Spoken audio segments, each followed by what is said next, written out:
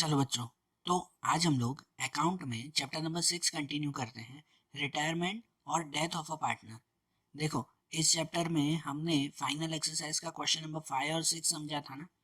आज हम लोग इस चैप्टर में फाइनल एक्सरसाइज का क्वेश्चन नंबर 7 देखें। तो आप लोग आपकी टेक्स्ट बुक साथ में रखो कि जिसमें क्वेश्चन नंबर 7 में ऐसा लिखा हुआ है कि Vijay, Lakshmi and Siddhi are the partner sharing profit and loss in a ratio of 5:3:2। Siddhi retired on 1/4/16. Terms of retirement are as under. तो यहाँ पे तीन पार्टनर है ना, विजय, लक्ष्मी और सिद्धि, और इन तीनों में से सिद्धि रिटायर हो रहे हैं और नीचे ये एडजस्टमेंट दिए हुए हैं। उसके बाद जो है वो दूसरे पेज पे बैलेंस शीट भी दिया हुआ है ना ऐसा। तो इनमें हम लोग सम शुरू करें तो सबसे पहले सिर्फ ये चेक करते हैं कि इसमें अकाउंट कौन कौन से बनाने हैं। क्या कैपिटल के साथ करंट अकाउंट भी हमें तैयार करना है? तो नहीं, यहाँ नहीं तैयार करना है, यहाँ पे सिर्फ कैपिटल अकाउंट ही है, करंट अकाउंट नहीं है। तो इसका मतलब इसमें भी नॉर्मल हम लोग जो चार अकाउंट बनाते हैं वही बनाए ना। सबसे पहले रीवैल्यूएशन अकाउंट बनेगा, उसके बाद बनेगा पार्टनर्स कैपिटल अकाउंट, फिर कैश अकाउंट, और आखिरी में तैयार होगा बैलेंस शीट।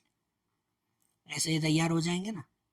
अब इनमें से एक एक करके एडजस्टमेंट सॉल्व करते जाएं कि जैसे सबसे पहला एडजस्टमेंट दिया हुआ है कि new profit and loss sharing ratio of Vijay and Lakshmi are 2:3। Vijay, Lakshmi और सिद्धि में से सिद्धि रिटायर हो रहे हैं, तो बाकी विजय और लक्ष्मी का न्यू रेशियो 2:3 दिया हुआ है। तो ये तो जस्ट इन्फॉर्मेशन ना। जब गुडविल काउंट करते हैं, गेन रेशियो ढूंढते हैं, तब ये न्यू रेशियो काम आएगा। तो फिलहाल इसे ऐसे ही रखते हैं। सेकेंड वाला एडजस्टमेंट देखें, लिखा हुआ है कि goodwill of the firm is valued at 60,000। कि बिजनेस की पूरी गुडविल 60,000 की है, ये नई गुडविल। तो अब इसकी कैलकुलेशन करनी पड़ती है ना, गुडविल की एक कैलकुलेशन बतानी पड़ेगी ना कि भाई पूरी गुडविल 60,000 की है, तो उसमें से जो रिटायर हो रहा है ना सिद्धि, उनका हिस्सा कितना है वो देखें, और फिर वो हिस्सा पुराने पार्टनर्स को उनके गेन रेशियो में बांट देते हैं। ऐसा करते हैं ना हम लोग। तो देखो, ये गुडविल की कैलकुलेशन कैसे करेंगे, यहाँ ध्यान दो कि जैसे कैलकुलेशन लिखी गई है कि यहाँ पर तीन पार्टनर है, विजय, लक्ष्मी और सिद्धि। बराबर, हैंडराइटिंग ध्यान देना ये थोड़ी। जिसमें उनका ओल्ड रेशियो दिया हुआ है 5:3:2 एंड न्यू रेशियो दिया हुआ है 2:3। बराबर। Goodwill of the firm, business की पूरी गुडविल कितनी दी गई है? 60,000 की दी गई है। तो उसमें से ये सिद्धि का हिस्सा कितना है? शेयर ऑफ सिद्धि। तो शेयर ऑफ सिद्धि में 60,000 मल्टीप्लाई ये सिद्धि का कितना हिस्सा आ रहा है? 2 ना। ये 2 और अपॉन में पूरा कितना? 5, 3 और 2 तीनों का प्लस, तो तीनों का प्लस 10, 2/10। मतलब शेयर ऑफ सिद्धि हो जाएगा 60,000 मल्टीप्लाई 2/10, मतलब कितना हो जाएगा? 12,000 हो जाएगा। बराबर, उसका हिस्सा कितना आ जाएगा? 12,000 रुपीज। तो सिद्धि के हिस्से की गुडविल 12,000 रुपए है, जो फिर ये दोनों को डिस्ट्रीब्यूट करनी पड़ेगी। और वो डिस्ट्रीब्यूट कैसे करते हैं? गेन रेशियो में डिस्ट्रीब्यूट करते हैं ना हम लोग। तो सबसे पहले गेन रेशियो फाइंड कर लेना। ये सिद्धि के हिस्से की 12,000 की गुडविल वो बाकी के दोनों को गेन रेशियो में बांट देते हैं। तो पहले अगर गेन रेशियो यहाँ फाइंड करें ना, तो उसकी फार्मूला आती है न्यू माइनस ओल्ड। तो उसमें पहले अगर हम लोग विजय की गुडविल देखें, मतलब उसका गेन रेशियो फाइंड करें, तो उसमें न्यू माइनस ओल्ड, तो विजय के लिए न्यू रेशियो कितना है? तो ये न्यू रेशियो 2 और अपॉन में 5, 2+3 5 ना न्यू रेशियो के लिए। तो ये 2/5 माइनस उसका ओल्ड रेशियो कितना है? ये 5, 5 और अपॉन में कितना? तो अपॉन में 10। तो ओल्ड रेशियो आ जाएगा 5/10। बराबर, 2/5 एंड 5/10 क्रॉस मल्टीप्लाई करो ना, तो यहाँ 10 को 2 से मल्टीप्लाई, 10 2 ज़ा 20, और 5 को 5 से मल्टीप्लाई, 5 5 ज़ा 25 अपॉन ये 5 10 ज़ा 50। मतलब 20 माइनस 25 तो हो जाएगा -5/50। अब ये ध्यान दो कि हम लोग गेन रेशियो फाइंड कर रहे थे और आंसर माइनस में आ गया, मतलब वो सेक्रीफाइस कहलाया, अब वो गेन नहीं कहलाया। क्या कहलाया? सेक्रीफाइस। मतलब तीन में से एक पार्टनर विजय वो सेक्रीफाइस कर रहा है। और अगर लक्ष्मी के बारे में हम लोग फाइंड करें ना, तो उसमें भी न्यू माइनस ओल्ड, तो उसका न्यू रेशियो कितना है, तो ये न्यू रेशियो ये है 3, ये 3 और अपॉन में कितना, तो अपॉन में 5, 3/5 माइनस कि ये ओल्ड रेशियो उसका कितना है, ओल्ड रेशियो भी 3 ही है, लेकिन अपॉन में कितना, तो अपॉन में 10, 3/10, क्रॉस मल्टीप्लाई करें ना, तो ये 10 3 जा 30 और माइनस यहाँ क्रॉस में 5 3 जा 15 अपॉन 50, तो 15 डिवाइड बाय 50, सॉरी ये 30 माइनस 15 करो तो कितना हो जाएगा, ये 15, 15 डिवाइड बाय 50 और ये प्लस में आया ना, मतलब ये गेन कर रहा है। अब यहाँ बात ऐसे हो गई कि जो दो पार्टनर का हमें गेन फाइंड करना था ना, उन दो पार्टनर में से एक पार्टनर विजय वो सेक्रीफाइस कर रहा है और एक लक्ष्मी वो गेन कर रहे हैं, ऐसे हो गया ना।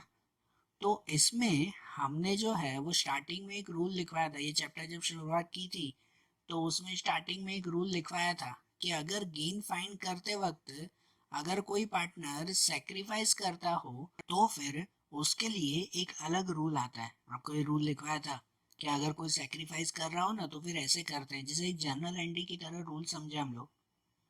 तो रूल ये आ जाता है कि सेक्रीफाइस के वक्त जो गेनिंग पार्टनर है उसका कैपिटल अकाउंट डेबिट, जो गेनिंग पार्टनर है उसके डेबिट में अमाउंट लिखेंगे, जो सेक्रीफाइसिंग पार्टनर है उसके कैपिटल अकाउंट के क्रेडिट में, to sacrificing partners capital account, और to retiring partners capital account, जो रिटायर हो रहा है ना उसके भी क्रेडिट में लिखेंगे। तो जब भी गेन फाइंड करते वक्त अगर कोई सेक्रीफाइस में आ जाता हो ना तो सिर्फ जो गेन कर रहा है ना उसको डेबिट में लिखते हैं, बाकी सेक्रीफाइस करने वाला और रिटायरिंग करने वाला दोनों को क्रेडिट में लिखते हैं। लेकिन बात ये है कि ऐसे वक्त जो काउंटिंग होती है ना तो वो काउंटिंग खाली 12,000 वाले पे नहीं, लेकिन काउंटिंग पूरी गुडविल पे होती है। ये एक चीज खास ध्यान रखना बेटा, क्योंकि काफी स्टूडेंट्स इसी पे ही मिस्टेक कर देते हैं। भाई हमने तो सम के स्टार्टिंग में ये देखा था कि भाई पूरी गुडविल 60,000 की है और उसमें से ये सिद्धि के हिस्से की गुडविल 12,000 मिली, तो वो 12,000 की गुडविल दोनों को बांट देते हैं गेन रेशियो में। तो मतलब काउंटिंग आप लोग 12,000 पे ही करने बैठ जाते हो, लेकिन वो गलत है। क्योंकि 12,000 की गुडविल अगर दोनों में साथ में गेन आता हो ना तो फिर ऐसे बांटते हैं। अगर एक सेक्रीफाइस कर रहा है एक गेन कर रहा है तो इसका मतलब कि ये पूरी गुडविल पे काउंटिंग होगी, ये 60,000 की गुडविल पे, 12,000 की गुडविल पे नहीं। मतलब देखो कैसे, कि जो गेनिंग पार्टनर है ना उसके अकाउंट में डेबिट में लिखना है ना, तो कितना लिखना है, उसकी काउंटिंग ऐसे होगी, ये जस्ट रफ काउंटिंग है, ये आपको कहीं बताना नहीं है, लेकिन रफ पेज पे आपको इसकी काउंटिंग करनी होगी कि गेनिंग पार्टनर का हिस्सा कितना आया यहाँ पर, तो उसका हिस्सा आया 15/50, ये ना 15/50 ये हिस्सा आया ना। तो गेनिंग पार्टनर में 60,000 पूरी गुडविल पे काउंटिंग करेंगे, 12,000 पे नहीं, कि 60,000 मल्टीप्लाई 15/50 होगा, तो कितना आ जाएगा आंसर, आंसर आ जाएगा 18,000 रुपीज, बरोबर। ऐसे ही फिर जो सेक्रीफाइस कर रहा है उसका हिस्सा अगर आप ढूंढो ना, उसका शेयर अगर काउंट करो तो सेक्रीफाइस में कितना आ रहा था, वो आया था 5/50, 5 माइनस में यहाँ पे नहीं गिनेंगे, ठीक है, अमाउंट थोड़ी माइनस में लिखेंगे। तो ऐसे करेंगे 60,000 मल्टीप्लाई 5/50, तो 60,000 मल्टीप्लाई 5/50 करो तो वो हो जाएगा 6,000 रुपीज। जो सेक्रीफाइस कर रहा है, कौन सेक्रीफाइस कर रहा है, विजय, तो उसके अकाउंट के क्रेडिट में 6,000। और जो रिटायर हो रहा है ना, तो रिटायर होने के लिए तो वही काउंटिंग कि 60,000 मल्टीप्लाई रिटायर वाले का हिस्सा कितना था, यही था ना 2 पार्ट, कि 2/10 जैसे यहाँ पे गिना था, तो मल्टीप्लाई 2/10 तो कितना हो जाएगा, 12,000 रुपये हो जाएगा, बरोबर। तो ये चीज एक ध्यान रखा करो कि जब भी गेन फाइंड करते वक्त अगर बीच में सेक्रीफाइस आ जाता हो ना तो फिर काउंटिंग है ना पूरी गुडविल पे करते हैं, आधी गुडविल पे नहीं, सिर्फ एक हिस्से पे नहीं, पूरी गुडविल पे इसकी काउंटिंग होगी। और ध्यान रख लेना इसमें कि जो गेनिंग कर रहा है उसका अकाउंट डेबिट, मतलब जो ये लक्ष्मी है ना, सिर्फ लक्ष्मी के अकाउंट के डेबिट में लिखेंगे ये 18,000, और उन दोनों के अकाउंट में ये विजय जो सेक्रीफाइस कर रहा है उसके अकाउंट के क्रेडिट में 6,000, और जो रिटायर हो रहे हैं सिद्धि, तो सिद्धि के अकाउंट के क्रेडिट में भी ये 12,000 रुपीज। बराबर, समझ में आई बात?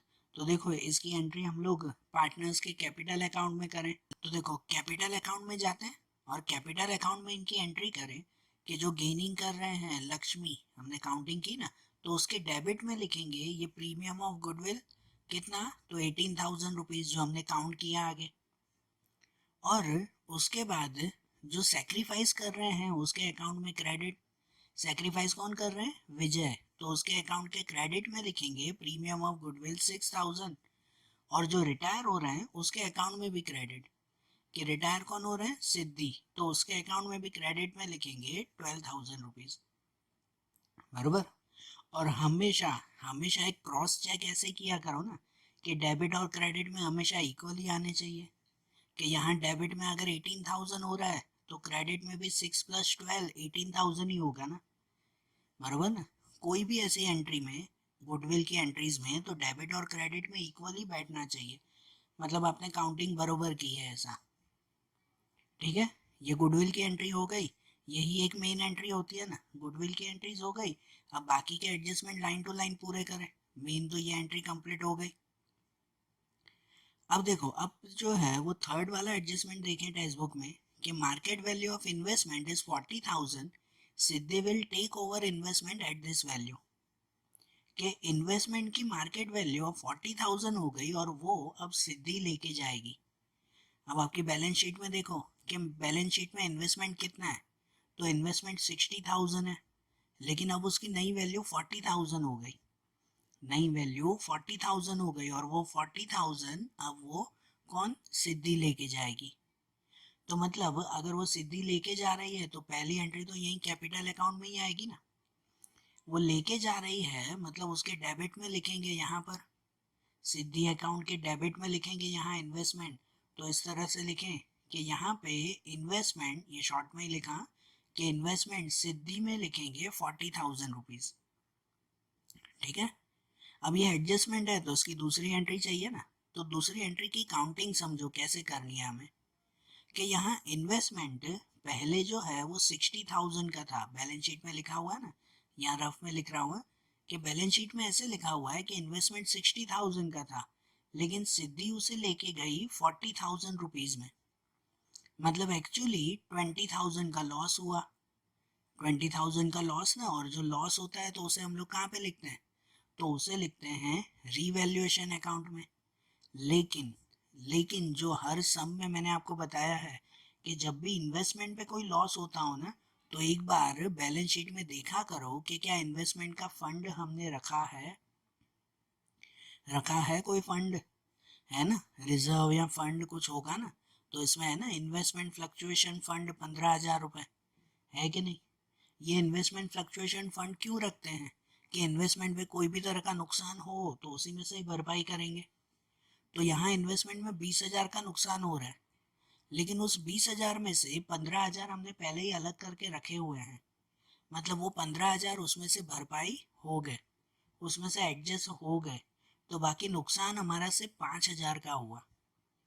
बरोबर, ये हिडन एडजस्टमेंट है, उसकी कहीं एंट्री नहीं करनी है। जो 15,000 की भरपाई हो गई, एडजस्ट हो गए 15,000, उसकी कहीं एंट्री नहीं करनी है। लेकिन अब हमें सिर्फ लॉस बताना है कितना, 5,000 रुपीज। ठीक है ना, और वो 5,000 का लॉस कहाँ पे बताएंगे, तो वो 5,000 का लॉस बताएंगे हम लोग रिवैल्यूएशन के डेबिट में। ये तो 5,000 का नुकसान हुआ ना, तो रिवैल्यूएशन के डेबिट में जाते हैं और वहां पे लिखें ये इन्वेस्टमेंट 5,000 रुपीज, कि सिर्फ 5,000 का नुकसान हुआ इन्वेस्टमेंट का। बरोबर, ये थर्ड वाला एडजस्टमेंट हुआ। अब फोर्थ वाला एडजस्टमेंट देखो, उसमें दिया हुआ है कि 3,000 to be written off from debtors and 5% bad debt reserve is to be maintain, कि डेप्टर्स में से 3,000 पहले माइनस करना है, बेड डेब हो गई वो, और उसके बाद 5% बेड डेब रिजर्व रखनी है। तो ये डेप्टर्स कितने दिए हुए हैं वहां पे, डेप्टर्स दिए हुए 23,000, उसके नीचे बेड डेब रिजर्व भी दी गई है, लेकिन उसकी फिलहाल काउंटिंग नहीं, वो तो अलग से 5% गिनने हैं ना।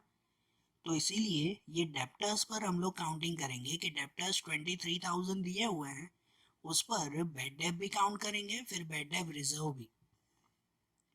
तो ये डेप्टर्स लिखते कहाँ पर है? तो डेप्टर्स लिखते हैं बैलेंस शीट के एसेट्स में। मतलब कि बैलेंस शीट के एसेट में जाते हैं और वहां पे लिखें कि ये डेप्टर 23,000 पहले दिए हुए हैं, उसमें से माइनस बैड डेप करें कि कितने की बैड डेप है, 3,000 रुपीज की। लिखा हुआ है ना एडजस्टमेंट में कि 3,000 की बैड डेप जो है वो उसमें से माइनस करें, तो अब बचे कितने, 20,000 अब बचे ना। तो अब माइनस बैड डेप रिजर्व करेंगे। क्या करेंगे, माइनस बैड डेप रिजर्व। क्या बैड डेप रिजर्व कितनी गिननी है, तो 5%। एडजस्टमेंट में लिखा हुआ है कि 5% बैड डेप रिजर्व गिननी है। तो वो 5% किसके, इस 20,000 के। तो 20,000 के 5% मतलब कितने हो जाएंगे, 1,000 हो जाएगा। कितना, 1,000। तो 20,000 माइनस 1,000, तो बाहर कितना लिखेंगे, 19,000 रुपीज। तो ऐसे हमने ये बेड डेप और बेड डेप रिजर्व ये दोनों गिन ली ना हमने, बराबर ना, समझ में आई ना बात। लेकिन अब इनकी दूसरी एंट्री कैसे, ये ध्यान से समझो। उसमें बेड डेप की और बेड डेप रिजर्व की दोनों की अलग अलग एंट्रीज होगी, क्योंकि दो चीजें हमने काउंट की है। सबसे पहले अगर हम लोग बेड डेप की एंट्री करें ना, तो ये बेड डेप की एंट्री इस तरह से हुई कि ये हमारा नुकसान हुआ बेड डेप का, बराबर ना, बेड डेप का नुकसान। तो ये नुकसान मतलब कहाँ पे लिखते हैं हम लोग, तो वो लिखते हैं रीवैल्यूएशन अकाउंट के डेबिट में। नुकसान होता है बेड डेप का, तो वो कहाँ लिखा जाता है, रीवैल्यूएशन के डेबिट में लिखा जाता है। मतलब ये एक एंट्री वो तो रीवैल्यूएशन के डेबिट में जाएगी, ये नुकसान हुआ। और अगर बेड डेप रिजर्व को आप लोग गिनो ना, बेड डेप रिजर्व को अगर आप लोग गिनो ना, तो उस बेड डेप रिजर्व में यहाँ पर 1,000 रुपीज लिखे हुए हैं, ये भी नुकसान है। लेकिन लेकिन बेड डेप रिजर्व ऑलरेडी भी तो दी हुई है ना, बैलेंस शीट में ऑलरेडी दी गई है कि पहले बेड डेप रिजर्व कितनी थी, 4,000 रुपए थी। ठीक है, तो इसका मतलब ये है कि पहले ही हमने 4,000 रुपए अलग करके रखे थे। उसमें से उसमें से जो है वो ये 1,000 रुपए खाली मेंटेन रखने, बाकी के 3,000 रुपए, तो बाकी के 3,000 रुपए हमारा फायदा हुआ कि मैंने अलग करके 4,000 रखे थे, लेकिन अब गिनने खाली 1,000 रुपए, तो बाकी के 3,000 रुपए क्या कहलाया, मेरा फायदा कहलाया ना, बराबर ना। मतलब बेड डेप रिजर्व में ये 3,000 रुपए वो मेरा बेनिफिट हो गया, जिसे रीवैल्यूएशन के क्रेडिट में लिखेंगे। ठीक है ना, क्योंकि bad debt reserve text book में 4,000 है, लेकिन हमें मेंटेन रखनी है 1,000, तो बाकी के 3,000 फायदा हो गया ना। ठीक है, मतलब कि ये जो बेड डेप की एंट्री करनी है ना, वो बेड डेप के 3,000 रुपए वो हमारा नुकसान है, और ये बेड डेप रिजर्व के 3,000 रुपए वो हमारा फायदा है। मतलब ये एक एंट्री वो रीवैल्यूएशन के डेबिट में करेंगे, और ये एक एंट्री 3,000 की वो रीवैल्यूएशन के क्रेडिट में करेंगे। ऐसे हो जाएगी ना दोनों की एंट्री, बराबर। तो देखो, इसे हम लोग रीवैल्यूएशन में लिखें, तो रीवैल्यूएशन में ऐसे लिखेंगे कि भाई ये बेड डेप 3,000 रुपए हैं, यहाँ पे ये जो नुकसान हुआ, और बेड डेप रिजर्व में एक्स्ट्रा बच गया 3,000 रुपए, तो वो 3,000 रुपए यहाँ पे लिखेंगे कि वो फायदा हुआ, बरोबर। मतलब एक तरफ से देखो कि जितना नुकसान हुआ उतना ही फायदा भी हो गया, तो वो अकाउंट तो बरोबर ही ना, न ज्यादा फायदा न ज्यादा नुकसान, दोनों इक्वल हो गए। ठीक है, कोई कोई जगह पे इसकी एंट्री ऐसे भी करते हैं, इसको ऐसे भी काउंट करते हैं कि बेड डेप रिजर्व मतलब क्या, कि जो साइड में रखे हुए पैसे ना, मतलब हमारे साइड में रखे हुए पैसे 3,000 रुपए थे, और जो साइड में रखते हैं उसी में से ही तो भरपाई करते हैं ना हम लोग। तो मतलब कि जो 3,000 रुपए साइड में रखे थे, उसी में से ही ये बेड डेप 3,000 की भरपाई हो गई। मतलब ना हमें फायदा हुआ ना नुकसान हुआ, अकाउंट इक्वल हो गया फिर, बरोबर। ध्यान से समझना बेटा ऐसे एक बार। अब जैसे ये हो गया, उसके बाद 5 वाला एडजस्टमेंट है कि value of stock shown in the book of 1,000 more than it's cost and it is recorded at cost. कि यहाँ पर जो ये बैलेंस शीट में स्टॉक की वैल्यू है ना, वो 1,000 रुपए ज्यादा दे दी गई है। Value of stock shown in the book is 1,000 more than is cost. मतलब उसकी जो रियल कॉस्ट वैल्यू है ना, उससे 1,000 रुपये ज़्यादा इसमें लिख दिए हैं। और आखिरी में लिखा हुआ ना it is recorded at cost, हमें कॉस्ट वैल्यू ही बतानी है, मतलब 1,000 कम करके बताना है। तो ये जो स्टॉक है कितना दिया हुआ है बैलेंस शीट में, 35,000। उस 35,000 में से 1,000 माइनस करना है कि भाई उसमें 1,000 ज़्यादा लिख दिए हैं तो वो 1,000 कम कर देंगे ना, ठीक है ना। और ये स्टॉक भी कहाँ पे लिखते हैं, तो उसे लिखते हैं बैलेंस शीट में एसेट में। मतलब कि बैलेंस शीट के एसेट में जाते हैं और वहाँ पे लिख दें ये स्टॉक 35,000 और उसमें से माइनस डिक्रीज करेंगे 1,000, कि ये एक्स्ट्रा लिख दिए थे 1,000 तो वो वैल्यू कम कर दी। मतलब अब स्टॉक की वैल्यू कितनी हो गई, 34,000 रुपीज़। और ये 1,000 कहाँ पे जाएगा, तो ये 1,000 जाएगा अब रीवैल्यूएशन के डेबिट में। ये नुकसान हो गया ना, वैल्यू कम हो गई मतलब नुकसान हो गया, तो रीवैल्यूएशन के डेबिट में लिखेंगे। रीवैल्यूएशन के डेबिट में जाएं और वहाँ पे लिखें ये स्टॉक 1,000 रुपीज़। ओके, ये भी कंप्लीट। उसके बाद नंबर 6 में दिया हुआ है कि claim of 7,000 is accepted for workman compensation. Number 6 में ऐसा दिया हुआ है कि वर्कमैन कंपेंसेशन का 7,000 का क्लेम है जो वर्कर्स को देना होता है ना। तो यहाँ पर बैलेंस शीट में देखो कितना दिया हुआ वर्कमैन कंपेंसेशन रिजर्व या फंड, वो 17,000 दिया हुआ है।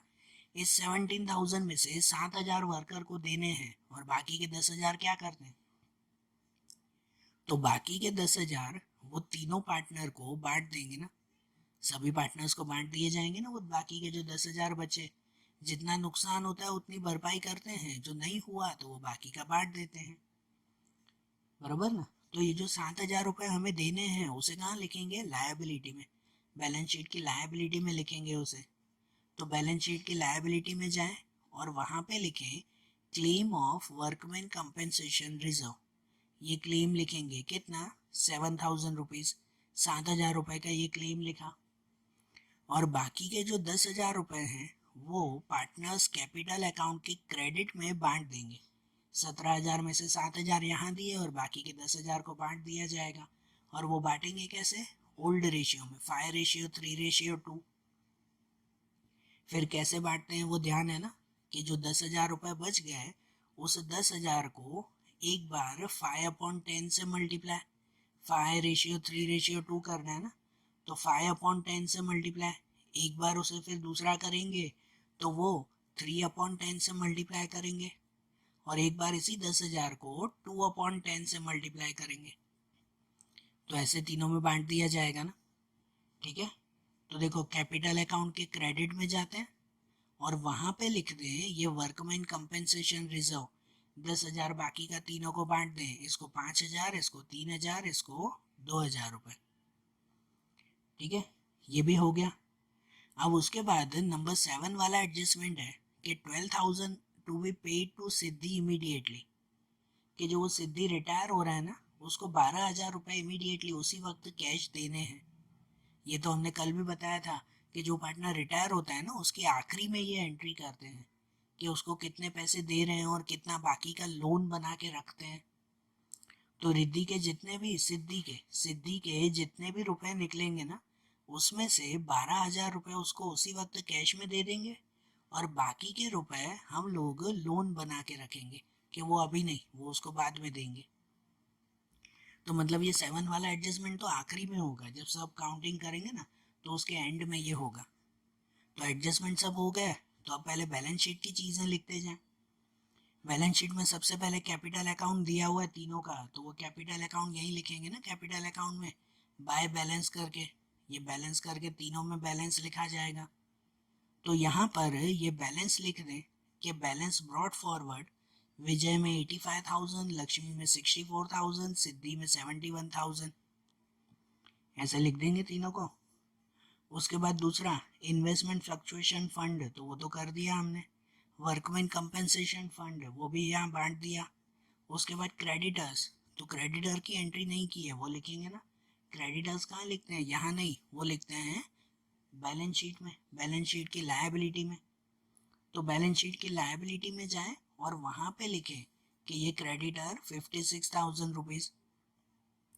उसके बाद प्रोविडेंट फंड, तो प्रोविडेंट फंड भी तो यही करते हैं ना, प्रोविडेंट फंड नहीं बांटते, वो तो वर्कर्स को कंपलसरी देना होता है, उनकी पगार में से ही कट करके ये रुपए रखे हुए होते हैं, मतलब प्रोविडेंट फंड तो कंपलसरी बांटना है। तो वो कहाँ पे लिखेंगे, वो यहीं पे ही लिखेंगे, लायबिलिटी में, क्रेडिटर्स के नीचे ही लिखे यहाँ पर ये प्रोविडेंट फंड, कितना 42,000 रुपीज। ओके, इस साइड की एंट्री हो गई लायबिलिटी की। अब एसेट की एंट्री, तो एसेट की एंट्री में सबसे पहले लैंड बिल्डिंग, तो वो यहीं एसेट में लिखेंगे ना, लैंड बिल्डिंग यहीं पे ही लिखें।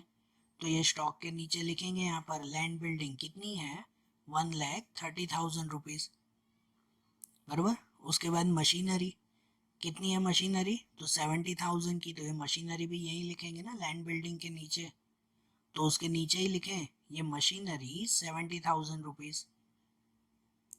उसके बाद इन्वेस्टमेंट, तो इन्वेस्टमेंट की एंट्री हो चुकी थी, बराबर, वो सिद्धि लेके गई थी ना पूरा इन्वेस्टमेंट। फिर स्टॉक, स्टॉक की एंट्री भी हो गई।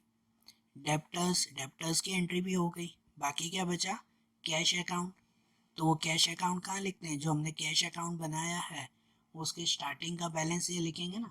तो अब कैश अकाउंट के डेबिट में जाते हैं और वहां पे जाके लिखे ना कि ये बैलेंस ब्रॉड फॉरवर्ड कितना, 36,000 रुपीज, बराबर। ये भी हो गया ना, मतलब कि सभी जो है वो एंट्रीज कंप्लीट हो गई, वो आखिरी एडजस्टमेंट बाकी है तो वो तो क्लोजिंग में देखेंगे। तो अब एक एक करके क्लोजिंग करते जाएं। सबसे पहले किसकी क्लोजिंग करेंगे, रीवैल्यूएशन अकाउंट की। तो सबसे पहले रीवैल्यूएशन अकाउंट को क्लोज करें। उसमें अगर देखो ना तो इस बार इस साइड का टोटल ज़्यादा है, पहले चेक कर लिया करो ये कि भाई किस साइड का टोटल ज़्यादा आ रहा है। तो इस साइड का टोटल ज़्यादा आ रहा है, कितना, 9,000 रुपीज़ है। तो वही टोटल यहाँ पर भी लिखेंगे 9,000 रुपीज़। ये 9,000 में से ये ऊपर के 3,000 माइनस करेंगे तो बचेगा कितना, तो बचेगा ये 6,000 रुपीज़। और ये 6,000 रुपीज़ फिर तीनों को बांट देना पड़ेगा ना। ये 6,000 रुपीज़ वो डिविजिबल लॉस कहलाया, इस साइड आ रहा है क्रेडिट में, तो ये डिविजिबल लॉस हुआ। और ये डिविजिबल लॉस फिर तीनों को बांट देना पड़ेगा इनके ओल्ड रेशियो में, 5:3:2 में, ऐसे बांट देंगे ना ये तीनों को, बरोबर। तो ये तीनों को बांटेंगे ना तो विजय को मिलेगा 3,000, लक्ष्मी को 1,800 और सिद्धि को 1,200। ये तीनों को बांट दिया गया। अब ये जो डिविजिबल लॉस है तीनों का, उसे कहाँ ले जाएंगे, तो पार्टनर्स कैपिटल अकाउंट में। कैपिटल अकाउंट के डेबिट में, यहाँ पे क्रेडिट में लिखा हुआ है ना, मतलब कैपिटल अकाउंट के डेबिट में उसे ले जाएंगे। तो अब कैपिटल अकाउंट में जाएं और उसके डेबिट में यहाँ पर लिखें कि ये डिविजिबल लॉस, विजय में 3,000, लक्ष्मी में 1,800 और सिद्धि में 1,200। ठीक है, अब क्या करें, अब ये कैपिटल अकाउंट की क्लोजिंग। तो ये कैपिटल अकाउंट की क्लोजिंग करें ना तो उस वक्त ध्यान देते हैं कि सबसे पहले जो रिटायर हो रहा है ना उसका अकाउंट क्लोज कर देते हैं, उसका हिसाब चुकते कर देते हैं पहले। तो कौन रिटायर हो रहा है, सिद्धि। तो ये सिद्धि का अकाउंट पहले क्लोज कर देना, उसमें जो है वो इस साइड का टोटल पहले कर लें और उसमें से फिर ये दोनों जो है वो माइनस करें, तो पता चलेगा उसको कितने रुपए देने हैं। और जितने रुपए देने हो ना उसमें से फिर सेवंथ वाला एडजस्टमेंट दिया हुआ है कि उसमें से 12,000 रुपये उसे कैश दे देंगे। सेवंथ वाले एडजस्टमेंट में यही लिखा हुआ है ना कि 12,000 रुपीज उसको इमीडिएटली उसी वक्त कैश दे देंगे और बाकी के जितने भी रुपए होंगे वो हम सब लोग लोन बना के रखेंगे। ठीक है, तो देखो पहले सिद्धि का अकाउंट क्लोज कर दें। तो यहाँ पर जैसे मैंने बताया कि पहले यहाँ का टोटल, तो यहाँ का टोटल आ जाएगा ये 85,000 रुपीज, बरोबर। तो यहाँ पर भी लिखेंगे 85,000 और ये 85,000 में से ऊपर के ये दोनों माइनस करेंगे, 40,000 और 1,200 ये माइनस करेंगे। तो इन दोनों को माइनस करो ना तो कितना बच जाता है, तो बच जाता है 43,800 रुपीज। 85,000 में से ऊपर के दोनों माइनस करो तो 43,800 बचते हैं। ठीक है, ये रफ में बता रहा हूँ। उसमें से 12,000 रुपए कैश दे देना है और बाकी के रुपए लोन बना के रखने हैं, बाकी के रुपए कैश नहीं दिए। तो इसलिए उसकी एंट्री यहाँ पे करेंगे कि वहां पे लिख देंगे कैश अकाउंट, ये 12,000 रुपीज, ये 12,000 के कैश दे दिया। और फिर एस लोन अकाउंट, एस मतलब ये सिद्धि, कि उसका लोन अकाउंट बना के लिखेंगे कितना 31,800। बचा इतना ना, ये 85 में से ये दोनों माइनस किए तो ये अमाउंट बची, उसमें से 12,000 रुपये कैश दिए तो बाकी के बचे ये 31,800। अब इन दोनों की हम लोग दूसरी एंट्री बनाएंगे, ये दोनों की दूसरी एंट्री हम लोग बनाएंगे कि ये जो कैश दिया है तो उसे कैश अकाउंट में लिखेंगे, कैश अकाउंट में क्रेडिट में, यहाँ डेबिट में लिखा हुआ है ना, तो कैश अकाउंट के क्रेडिट में जाके लिखेंगे। और ये जो लोन है वो लोन तो लिखते हैं बैलेंस शीट की लायबिलिटी में, तो उसे लायबिलिटी में ही लिखेंगे। ठीक है, ये दोनों की जो है वो दूसरी एंट्री होगी। तो सबसे पहले कैश अकाउंट में इसकी एंट्री कर दें, तो कैश अकाउंट के क्रेडिट में लिख दें पहले कि सिद्धीज कैपिटल अकाउंट 12,000 कि उसे 12,000 रुपये पहले हमने दे दिए।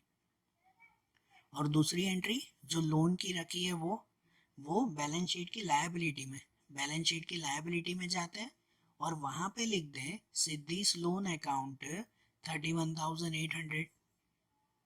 ठीक है, ये दोनों एंट्रीज हो गई ना, मतलब सिद्धि का हिसाब चुकते हो गया, उसका अकाउंट सब क्लोज हो गया। अब उनकी एंट्रीज हो गई तो अब कैपिटल अकाउंट फिर से क्लोज करें जो बाकी के दोनों हैं, तो फिर से हम लोग कैपिटल अकाउंट में जाते हैं, बाकी के दोनों को क्लोज करें कि उनमें एक एक करके समझो। पहले अगर विजय का अकाउंट क्लोज करते हैं तो इस साइड का टोटल देखो, इस साइड का टोटल आएगा 96,000, यहाँ पे ज़्यादा है तो वही है, यहाँ पे भी लिखेंगे 96,000 और उसमें से ये ऊपर का माइनस करेंगे, 96 में से 3 माइनस तो बचा कितना 93,000 रुपीज़। ये 93,000 में लिखेंगे बैलेंस कैरी फॉरवर्ड, ये बैलेंस आगे ले जाएंगे ना बैलेंस शीट में। ठीक है, फिर वैसे ही लक्ष्मी में कि इसका अकाउंट क्लोज करें, भाई यहाँ पे टोटल आया 67,000, वही लिखेंगे यहाँ पर भी 67,000 और उसमें से ये दोनों माइनस करेंगे 18,000 और 1,800, तो 67 में से ये दोनों माइनस किए तो बचा 47,200 रुपीज़, ये उसका बैलेंस बचा। और ये जो दोनों का बैलेंस बचा है वो दोनों का बैलेंस अब कहाँ लेके जाएंगे, बैलेंस शीट में, लायबिलिटी में ऊपर लिखते हैं ना कैपिटल अकाउंट करके, तो हम लोग बैलेंस शीट में जाए और वहाँ पे ऊपर लिखे ये कैपिटल अकाउंट, विजय में 93,000 रुपीज़ और लक्ष्मी में 47,200 ये बचे थे, और इन दोनों का प्लस वो यहाँ पे लिख देंगे 1,40,200। अब ये भी अकाउंट क्लोज हो गया। अब आखिरी में हमारा अकाउंट बचा है वो है कैश अकाउंट, अब आखिरी में कैश अकाउंट क्लोज करना है, तो अब कैश अकाउंट में जाते हैं और वहाँ पे देखो तो वहाँ पे इस साइड ज़्यादा है ना, तो ये लिख दें पहले 36,000 ये साइड का टोटल, और यहाँ पे भी टोटल में लिख दें 36,000 वही का वही यहाँ पे भी, और उसमें से ये ऊपर 12,000 रुपीज़ माइनस करें, तो 36 में से 12,000 जो उसको दिए थे ना सिद्धि को, तो ये माइनस कर दें तो बैलेंस कितना बचेगा 24,000, ये 24,000 कहलाया हमारा बैलेंस कैरी फॉरवर्ड, बराबर ना। ये बैलेंस अब आगे लेके जाना है, और ये कहाँ पे लेके जाएंगे, तो इसे भी लेके जाएंगे बैलेंस शीट के एसेट्स में। ठीक है, तो बैलेंस शीट के एसेट में जाते हैं और वहाँ पर ये लिख देते हैं कैश अकाउंट, कितना कैश, तो 24,000 रुपीज़ का ये कैश, और ये सब एंट्रीज हो जाए तो अब इसको भी क्लोज कर देते हैं ना। मतलब अब उसके बाद ये बैलेंस शीट में इसका टोटल कर दें तो इस साइड का टोटल आ जाएगा 2,77,000 रुपीज़, और वैसे ही इस साइड का भी टोटल कर दें तो यहाँ का टोटल भी आ जाएगा 2,77,000 रुपीज़, और अगर दोनों का टोटल इक्वल आ जाए मतलब आपका आंसर जो है वो करेक्ट है, बरोबर। ध्यान आया ये सम की गुडविल की एंट्री खास ध्यान देना कि जिसमें गेन के साथ सेक्रीफाइस भी दिया हुआ था, बरोबर। और आज जैसे हमने ये क्वेश्चन देखा ना, वैसे ही ये रिटायरमेंट के दूसरे क्वेश्चंस हम लोग अगले वीडियोस में देखेंगे। Okay, thank you.